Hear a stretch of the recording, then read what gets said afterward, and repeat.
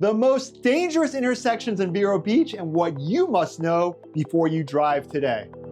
Hi, I'm Philip Snyder, a partner of Vero Beach Injury, and let me tell you something that might surprise you. Some intersections right here in Vero Beach are far more dangerous than others. Not just slightly, not just occasionally, I'm talking about predictable accident zones.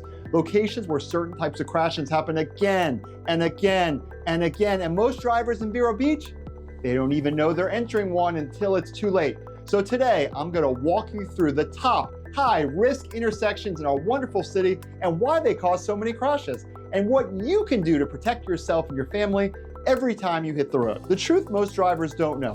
Well, here's something most people don't realize. Accidents don't happen randomly. They cluster, they form patterns, and as personal injury attorneys, we see the same patterns more clearly than anyone else. Why? Because week after week, month after month, the same dangerous intersections, the same calls, the same people at the hospital. These aren't just bad luck intersections, they're flawed by design, bad traffic flow, poor visibility, confusing lane design, impatient drivers, unpredictable merging, sudden stop and go congestion, and heavy seasonal tourism. And when all those mix together, what do you get? Collision zones. Let's talk about one of the biggest ones. Number one, State Road 60 and 43rd Avenue. This is the gauntlet. If you live here, you know exactly what I'm talking about. State Road 60 and 43rd Avenue is one of the busiest, fastest moving, high stress intersections in our area. And here is why it is so dangerous. Speed. Vehicles are coming in hot from State Road 60. Drivers are often going 50, 60, 70 miles per hour even as they approach the traffic lights.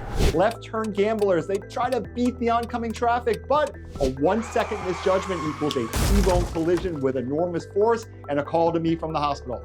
Also distracted driving, the GPS, the people rushing to get to work, they look down at their phone, and some of the worst cases we have handled come from this very dangerous intersection. The combination of speed plus confusion plus impatience creates violent collisions, and that's the kind of collisions that cause life-changing injuries.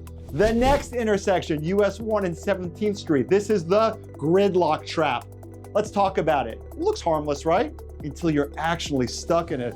Oh, we're not going anywhere, we're trapped. Location is a danger zone because of one overwhelming problem: congestion. So let me break it down. Stop and go traffic, rear end collisions happen constantly. People are changing lanes, they're last second, I gotta make the light, there's the plaza, I just missed it, where's the gas station? It's everywhere. There are cars entering and exiting and entering and exiting, and it increases unpredictability. Worse yet, the tourists have no idea what's going on. They're like, oh, I'm in this, oh, it has a brake, stop suddenly.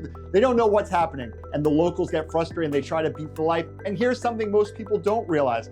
Rear end collisions, even at very low speed, can cause serious injuries, especially to the neck, the back, and soft tissues. This is called a whiplash case. Your head goes backward, your head goes forward. We get these calls every month from this one intersection alone. Now let's move east to one of the most unpredictable and underestimated danger zones in all of Vero Beach, the A1A Beach Corridor. Stretch isn't dangerous because of speed or congestion. Nope. It's dangerous because it mixes everything together at the same time.